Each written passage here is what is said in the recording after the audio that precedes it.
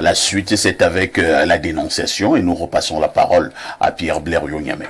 Parfait, ici, la dénonciation de ce jour m'a été rapportée par quelqu'un qui ne souhaitait pas ou qui ne souhaite pas que j'en parle. Ah bon? C'est pour cela que je vais maquiller certains aspects.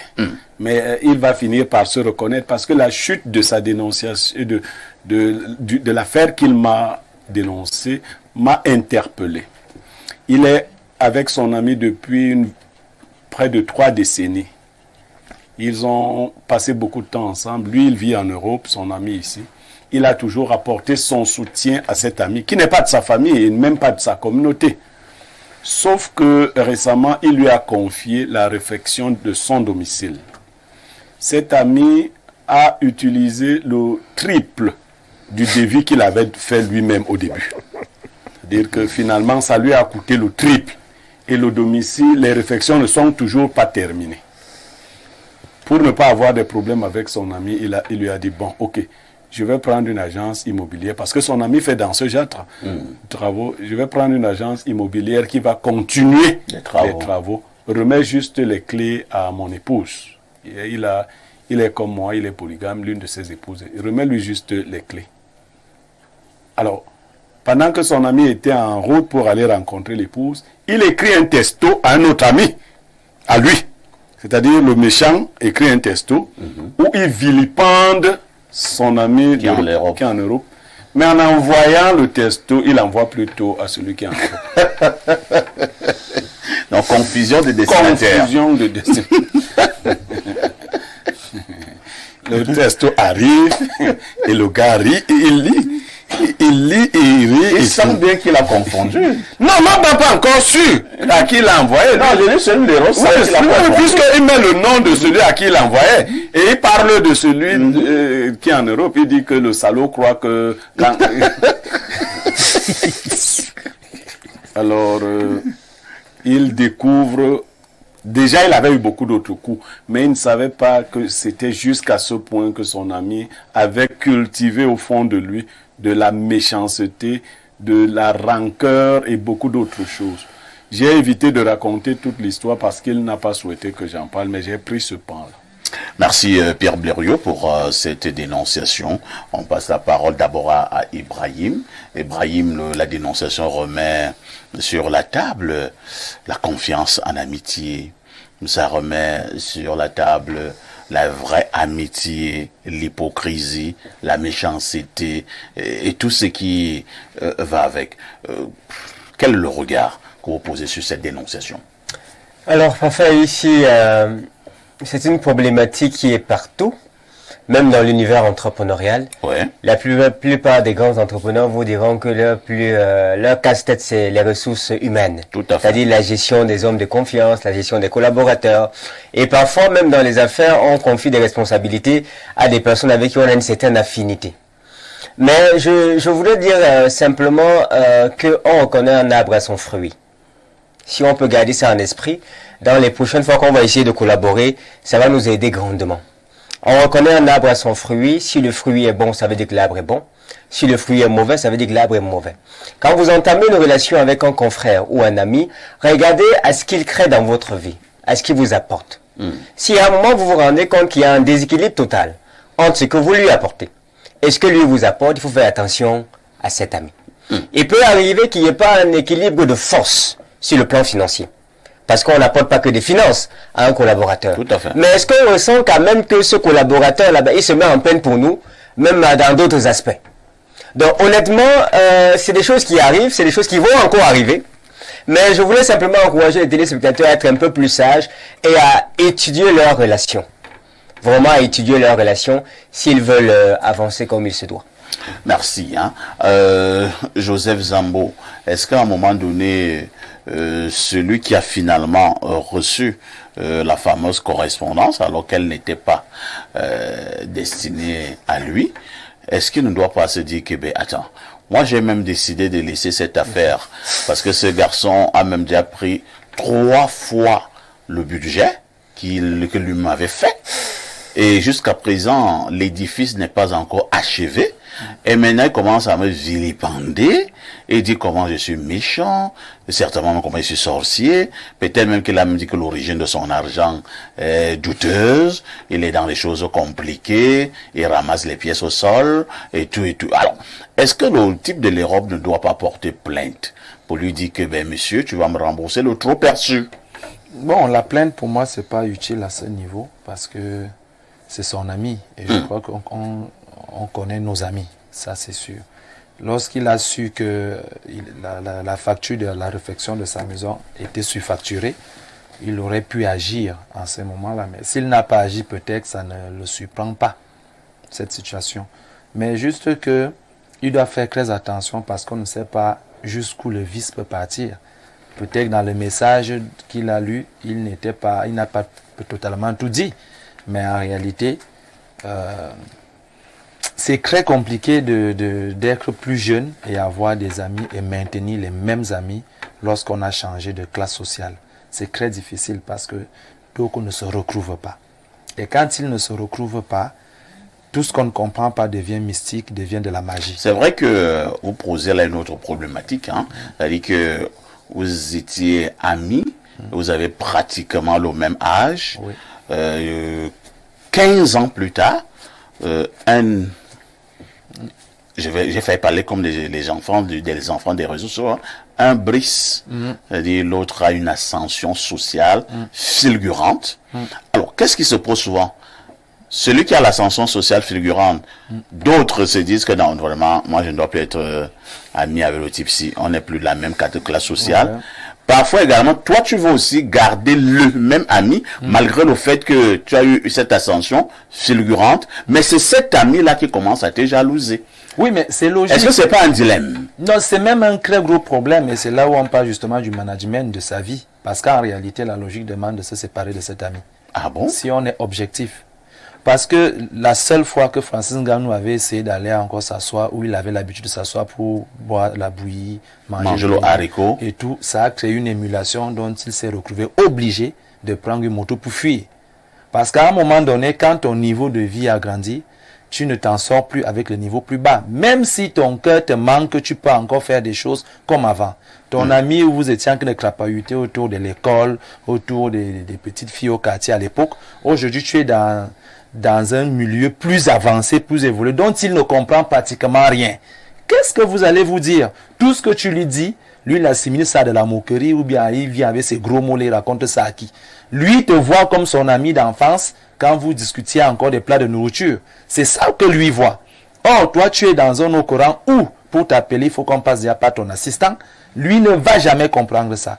Et le jour qu'il aura l'occasion... Il faut remplir une audience. Ah oui. Mais parfois ça choque, hein. C'est-à-dire que j'ai rencontré plein de mecs, plein de messieurs. Et il me dit, mais parfait, tu te rends compte? Je m'en vais rendre visite à lui, Paul. Et on me demande de remplir l'audience. Alors que nous portions des sacs de ciment ensemble. Tu te rends compte? On me demande de remplir l'audience. Alors que je dois rencontrer lui, Paul. Voilà. Mais le gars est tellement énervé. Hein. Et avant de lui dire que, mais, mon frère, c'est quand même... Il est déjà ministre. Et bien, remplis l'audience. Ah oui. Bon, s'il va te reconnaître, soit il te reçoit là, soit il peut te dire passe à la maison, ainsi de suite. Et c'est ce dernier-là qui va même te mettre le truc dans ton verre. Ah oui. Que tu penses que tu es quoi? On était ensemble ici. Donc c'est pour dire que quand on a grandi d'un rang et qu'on veut maintenir ses amis d'avant, il faut avoir une stratégie. Alors, dans le cadre de cette dénonciation, que doit faire le monsieur de l'Europe? Il a deux options. Soit totalement, il se sépare à vie de ce monsieur, soit il essaie de tenir compte de la vision que cet ami a de lui et de mettre des mesures, barrières stratégiques tout à l'heure. Est-ce qu'il doit continuer à être ami avec bon, à un moment donné, on a quand même besoin d'avoir... Parce qu'il a lu cette correspondance, peut-être Bléreux veut pas dans les détails, mais là, lui, je me dis que la correspondance était incendiaire. Hein. Ah, les choses que le mec a eu à dire sur cette correspondance peuvent être effroyables. Bon, il doit se séparer. Si on est objectif, quand on grandit d'un rang, les arbres qui ont la même taille doivent se partager les branches. Mais à un moment donné, il faut... C'est dur, mais à un moment donné, on est obligé d'avoir ce comportement-là. Pierre Blériot, il n'y a même que l'amitié, la vraie amitié.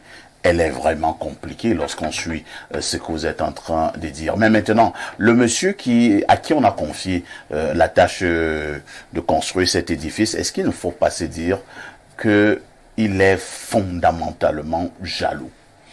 Oui, mais ça court les rues, que ce soit en amitié ou en fraternité. Vous avez des gens qui ne supportent pas le succès de leurs proches et qui, au lieu d'exalter les proches qui réussissent, font tout pour les dénigrer, pour les vilipender, les salir. Et même, ils peuvent même tenter de les tuer. Oui. Oui. J'ai eu personnellement un cas où un frère, envoyant un message méchant à un autre membre de la famille, le message est tombé dans mon téléphone. Bon, quand il a su et que j'avais déjà lu, il m'a dit c'est ça, c'est ce que je pense. Je lui ai dit bon, Dieu est bon. Tout ce que je viens de lire et là, miséricordieux. Je n'aurais, même chez un grand marabout, je n'aurais pas eu tous ces détails. Parce que dans son cas, le message était vraiment long et détaillé. Et il disait les choses oui, il disait aux gens les armes qu'il était en train de fourbir contre moi. C'était mon frère. Il préparait de me salir dans la face. Il a dit plein de choses. Et que quand il va mettre en branle son plan, rien ne va l'arrêter. Et il va te détruire. Bon, sauf que les gens ont été au courant du plan. Mais quand il a mis en exergue le plan, les gens ont aussi cru à ce qu'il faisait. Bon, Monsieur Zambo a dit quelque chose. Si vous avez un ami, vous étiez au même niveau, vous avez essayé de le relever. Parce que voilà le principe. Si vous lui avez apporté un secours pour qu'il monte, et vous vous rendez compte qu'il ne monte jamais, laissez-le. Parce que ceux qui ne montent pas descendent. Ouais. Et ils descendent avec ceux qui montent. Donc il faut faire attention de vouloir tirer n'importe qui du trou. Il y a des gens tellement méchants qui ne veulent pas sortir du trou, mais tous ceux qui leur tendent la main pour les sortir de là, ils vous tirent pour que vous tombiez dans le même trou. Donc je lui ai demandé de s'en séparer définitivement. Parce qu'il y a beaucoup d'autres histoires. Après, ça va passer aux tentatives d'assassinat. La deuxième chose, c'est que nous nous précipitons souvent de classer nos amis. Nous avons beaucoup de connaissances. Nous passons beaucoup de temps avec certaines personnes. L'amitié plaisante, l'amitié intéressée. Mais la vraie amitié que Aristote appelle l'amitié vertueuse est rare. Ça veut dire que si vous ne partagez pas les mêmes valeurs que quelqu'un, il sera très difficile que sur le long terme vous soyez amis. Parce que pendant que vous pensez qu'on ne doit pas envoûter une femme pour l'épouser, votre ami pense qu'il faut la basser. Donc, il ne sera pas dans la même logique que vous. Dans ce cas-là, c'est une connaissance. Les relations que nous avons eues, par exemple, à l'école primaire, parce que c'est le cas depuis le lycée, avaient quelque chose au-dessus de la camaraderie, mais qui n'était pas exactement l'amitié. L'amitié, elle, c'est un sentiment qui nous fait considérer l'autre comme la complétude de nous-mêmes. Si vous ne sentez pas, et c'est Ibrahim qui le disait, que l'autre a de la peine pour vous, il n'est pas votre ami. Il n'a même pas besoin de donner ou d'avoir, mais il a besoin d'être peiné quand vous êtes en difficulté. Ce n'est pas l'homme qui peut combiner contre vous, non.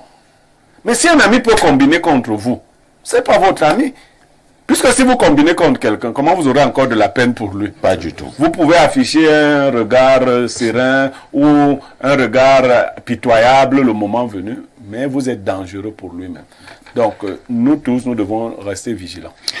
Nous tous, nous devons donc rester vigilants. Nous allons donc lire ces nombreuses préoccupations de téléspectateurs.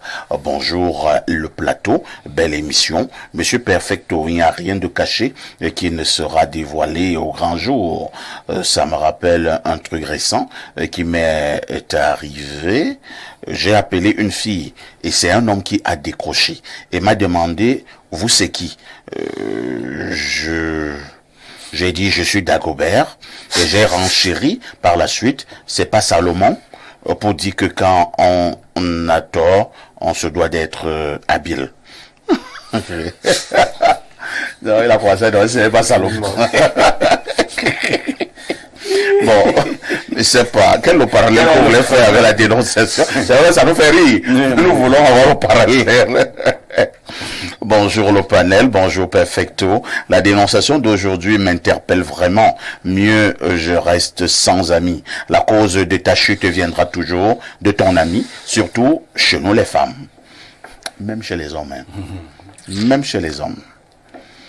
Autre message aujourd'hui, allons au 213, c'est l'Algérie. Bonjour Lonkouta, Sarban, genre de modérateur. Pour la dénonciation, moi je me demande toujours pourquoi les mbenguistes sont trop toc-toc comme ça. D'ailleurs, j'ai une révélation à faire à ce monsieur. Ce soit disant ami jaloux, envieux et frustré, a non seulement escroqué son argent, mais il a aussi enterré des fétiches et des gris-gris dans cette maison. Et qu'il ne soit pas surpris que d'ici quelques années, quand il va entrer dans cette maison, il commence à avoir toutes sortes de problèmes. Problèmes de stérilité, aux fausses couches à ses enfants, à ses femmes, problèmes d'argent, etc. L'amitié vraie, comme celle de Blériot et Haïti, est rare. Même si je sais que Parfait Haïti subit beaucoup de Blériot Niemek. Car Blériot est un sac à problème. Par contre, Parfait ici est posé et c'est ça qui renforce votre amitié. En passant, Blériot Yemek, certaines mauvaises langues disent que tu évites de parler de l'affaire Mbapou parce que c'est ton frère du village. Ah ouais. Mais moi, on m'accuse tout le temps de détruire que mes frères du village. Hein? Un type qui déteste que ses frères. Mbapou et Bassa? Je n'en sais rien. Moi, je ne sais même pas de quelle ville il est. Hein? J'ai entendu parler de cette affaire. Je ne me suis pas intéressé plus que ça à cette affaire. Ce d'autant plus que la principale personnalité dont on évoque le nom est une personnalité d'une grande discrétion qui ne nous a pas demandé d'en parler. Donc, Mbapou, je ne sais même pas. J'ai vu un type qui ressemble à un PD. Je sais pas, j'ai vu un type bizarre. Bon, moi, je sais pas. Hein. Bon, disons qu'il ressemble seulement. Hein. Bon, c'est vrai que pour revenir un peu, je pense que Blériot et moi, on a parlé de cette affaire. Je ne sais même pas. Mais bon, nous nous sommes dit que pour l'instant, ça nous intéressait pas encore. Moi, bon, nous sommes en train d'enquêter. Vous dites même que j'ai un sac à problème. Si moi, je dois en parler. Moi, je sais que j'ai vu un type très brun avec les huiles. Bon, moi, il faut me laisser tranquille. Autre message ce matin, Perfecto, je ne sais pas pourquoi, mais quand j'écoute cette dénonciation, ça me fait tellement penser à un journaliste toujours en chapeau russe. Ça lui ressemble pas mal. Je ne sais pas de quoi vous parlez. Hein. Je ne sais pas de quoi vous parlez. Un autre message très rapidement. Bonjour, Perfecto Niemek. Ce n'était pas beau ce que... Bon, d'accord. Bon, on va sauter, hein. On va pas lire ce message. Prenons un autre message. Bonjour, Parfait, très belle émission. La dénonciation d'aujourd'hui est très intéressante, puisque moi-même, je suis victime d'un ami. J'ai un ami avec qui nous étions toujours ensemble. J'ai géré un truc avec lui, et il est allé en parler à ma femme. Et j'ai été dépassé. Et j'ai subitement coupé les ponts avec lui. C'est Alain depuis Marois qui envoie cette préoccupation. Bonjour, je suis un jeune homme. Je suis un jeune qui a passé près de 15 ans dans plusieurs continents. Après plusieurs études de la vie, j'ai compris que mon ami et moi-même... mon ami et moi-même. Moi, je vois là mon ami et moi-même. Mais j'ai aussi quelques rares amis, mais très limités. C'est vraiment, Elvis, quand vous-même vous allez relire votre message, vous allez comprendre que vous me donnez, vous me faites de la peine, hein, parce que là, c'est compliqué. C'est compliqué. Alors, bonjour à ici et toi, Adalbert Parfait. Je ne sais pas pourquoi vous êtes amoureux de ce joli nom. Et il y a tout un panel. Concernant la dénonciation, il faut d'abord que le monsieur qui est en Europe sache que ce marabout est tout sauf son ami. Il faut le mettre en quarantaine. C'est la seule manière de le rayer de ta vie. Sinon, la malchance qu'il porte pourrait te contaminer. Je suis sûr que ce méchant a pour travail l'ami d'un benguiste.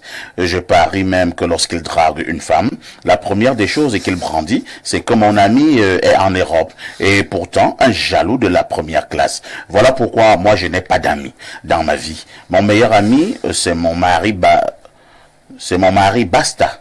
Le reste, je garde juste de bonnes relations avec mon entourage. C'est Pancras de Guider. Comment toi tu l'as su, Blériot? J'ai déjà son profil psychologique. Alors, en 241, c'est le Gabon, le pays que dirige le président Oligui Nguema. Bonjour le plateau, ces deux personnes n'ont jamais été amis, ils sont tout simplement compagnons. Peut-être vous l'avez dit, ils sont tout simplement compagnons de circonstances. Boire les bières ensemble ne fait pas de vous des amis. C'est vrai, hein, Blériot, il y a les amis de bière. Ouais, c'est-à-dire, vous ne pouvez pas parler quelque chose de sérieux, vous vous rencontrez pour vous empiffrer de bière, vous parler des femmes, parfois un peu d'argent, c'est tout. L'amitié plaisante, c'est comme ça qu'on l'appelle. Donc ce n'est pas ton ami. Non. Le jour où tu auras un vrai problème là, il n'est pas là. Mais c'est l'amitié pour le plaisir. L'amitié des bières. Voilà. Et quand tu veux boire, tu l'appelles. Il y a l'amitié intéressée, celle qui concerne les gens qui utilisent les autres, oui, pour atteindre quelques objectifs. Perfecto, je donnais juste un conseil et tu refuses de lire mon message pourtant rien de grave ou blessant à l'intérieur. D'accord, mais je ne vais pas le lire. Je préfère aller au plus 33, c'est la France. Bonjour, l'ombenguiste de la modération qui règne en maître sur tous les petits blagueurs de la modération. Concernant la dénonciation, il faut noter que l'ami de ce monsieur n'était pas content quand il est parti du pays pour l'Europe en le laissant dans la misère et des espaces minés qu'on rencontre au pays. Il devait rester la misère avec lui. Certains sont même capables de prier que ton avion ait des problèmes lors de ton voyage. Pourtant, chacun n'a pas le même destin. D'autres sont faits pour voyager et d'autres sont faits pour rester surveiller le village. Je conseille donc le mbenguiste de s'éloigner de son vautour d'amis et de ne plus faire confiance à qui que ce soit pour ses travaux au pays, car même tes propres frères et sœurs peuvent faire même pire que ce que cet ami a fait. Il s'est limité à tripler les prix. L'autre aurait même vendu la maison. C'est Stéphane du Château Rouge. Merci beaucoup. Vous êtes en direct sur Espace Miné. Ça se passe sur Info TV de lundi à vendredi, 10h, 11h52. À tout de suite pour la suite.